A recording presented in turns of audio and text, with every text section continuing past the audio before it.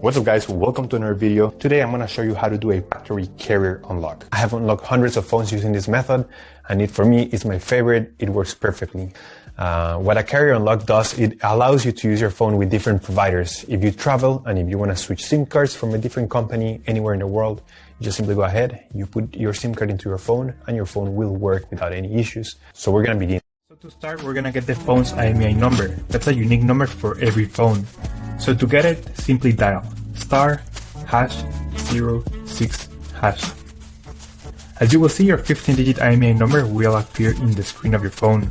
This number is very important. It represents the ID of your phone, and keep it somewhere close because we're going to use it in a few seconds to unlock this phone. Okay, now we're going to switch to the computer.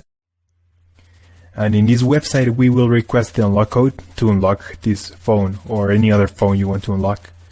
So we're going to start by filling up the information here. As you can see here, there is a form.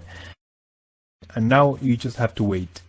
You have to wait until they send you your unlock code. This may take 5 minutes and up to 3 or 10 business days. It depends on every brand. I'm going to show you my personal email account so that you can see how the email will look like.